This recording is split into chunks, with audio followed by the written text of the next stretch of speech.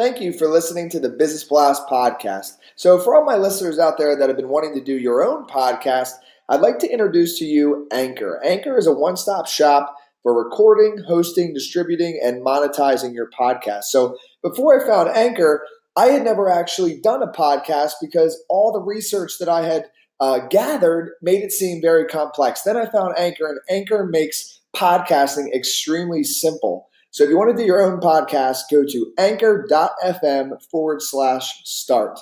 I can't wait to hear your podcast. Welcome to the Business Blast podcast. I'm your host, Tyler Wagner. This episode is brought to you by Authors Unite. Authors Unite provides you with the support you need to finish your book. Best part is, after you finish your book, they take care of the entire publishing and marketing process 100% for you. So, if you want to become a successful author, make sure to check out authorsunite.com. Now, let's jump into the episode.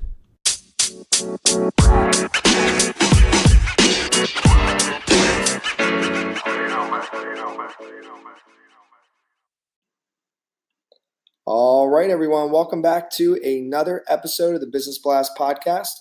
I'm your host, Tyler Wagner. Today, I have Vanky Kataria. He is a personal brand consultant and speaker featured in Forbes, Entrepreneur, and Huffington Post. He helps people turn into brands. So welcome to the show. Hello, Tyler. It's an absolute honor to be on your show, man. Really an honor. Thank you, brother. And it's an honor to have you on. So the first question that we ask on this show, Vanky, is what is the best story from your life that has an underlying valuable message? Yeah, that's a great question. I'd like to share my story when I was doing my engineering. That was the second of my engineering. When I lost my father, before that I was complete geek. I loved studies. I was complete into studies. My attendance in college was over 99%, so I was a really complete nerd. But then after I lost my father, I decided that, life is very short, and in a tribute to him and my entire family, I'll start to do more apart from studies. So I started with public speaking. And I initially lost some 6 to 7 local level competitions in which you have just 10 to 15 competitors. Even then I lost all of them. But, I kept on learning things. And in 6 to 8 months, I represented India at the international level in about 6 to 8 months. But the thing was, when I represented India at the first time in this international competition, so this competition was a 10-minute presentation session followed by a 5-minute Q&A session. So after I did my presentation, I was really pumped up, and I asked the judges if they had any questions for me, as it was a Q&A session. And one judge out of the 3, he was really at me. And he said that, I don't have any questions for you. And he didn't even ask other judges to ask me a single question in the Q&A session. So he was really angry at my presentation style, the way I had presented, and in front of hundreds of people. I traveled down, by hundreds of kilometers to that place. I'd done so much to get to that point, and there I was standing onto the stage, and the judge of the competition asking me no question and humiliating me in front of everyone. And as he said these things, and he took me as an example and made fun of me and shared things which a presenter shouldn't do in front of the entire audience, and there were people laughing and smiling at me. So that was one of the worst moments, I believe, at that moment of time, and really felt bad. So I came back home, and at that moment of time, I was like, I won't ever participate in a single competition again. And public speaking, I really regretted. But then I got over these things, and I did a lot of hard work for an entire year. I went back into the same competition, again represented India, and this time I did come up as a runner-up in South Asia, while I was representing India at the international level. And that competition taught me that, you don't win and lose in life, you win and learn in life. Because after I came back from that devastating competition back last year, I made a list of all the points, all the mistakes I had done, and I made sure that I don't repeat the same mistakes again. And I also made a list of what things I learned from other competitors, and I made sure that I made sure that I did all those things. So I did learn this, that you don't win and lose in life, you win and learn in life. Yes, I love that. So the next one I got for you is, what is the most valuable piece of information we should know that's within your expertise or industry? Yeah. So this is one of the most underrated things, one of the most underestimated things, and this is called LinkedIn.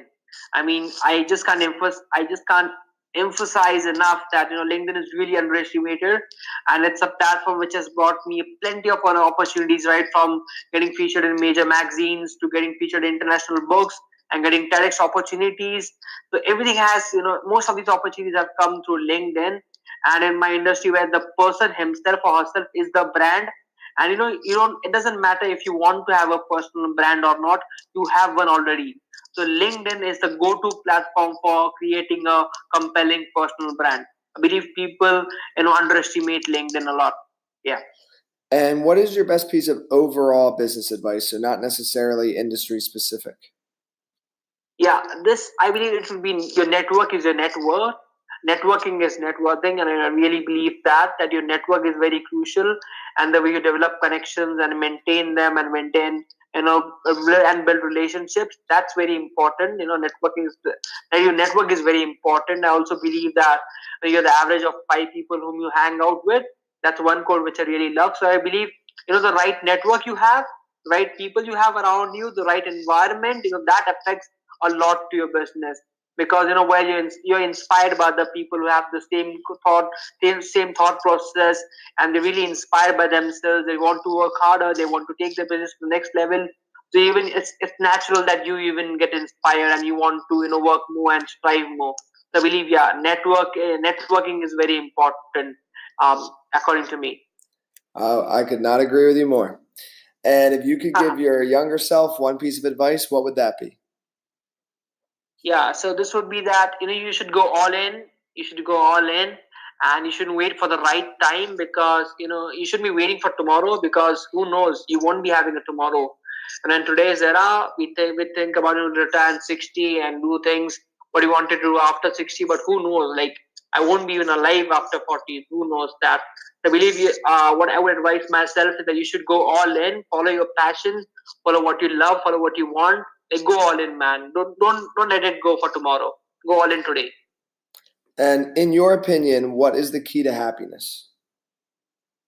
Yeah, so it would be being content with what you already have, being content with things which your family has provided you, being content with things which God Almighty has provided you, but always be hungry in what you can do.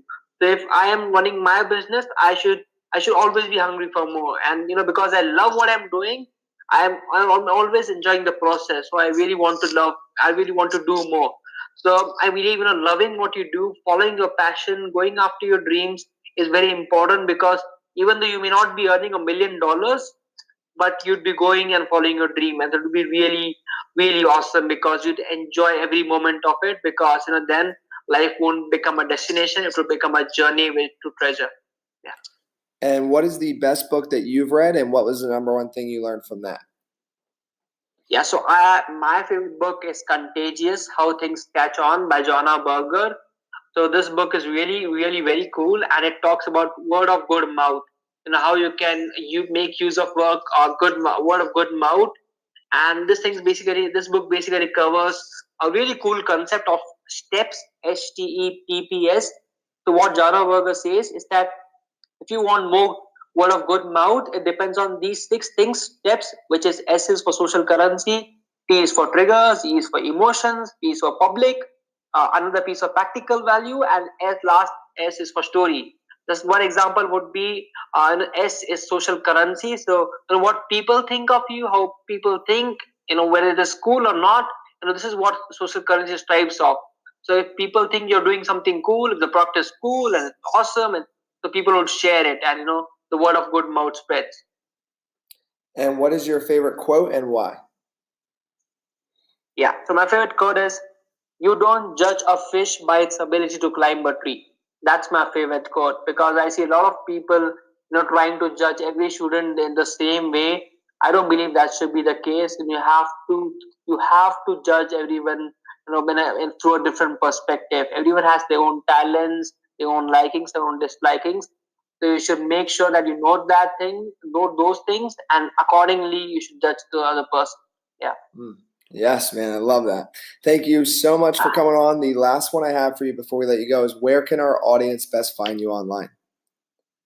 The perfect platform would be LinkedIn. I am very active on LinkedIn and love the platform. So LinkedIn will be the best platform to reach out to me. Or on my website, www.vankykataria.com.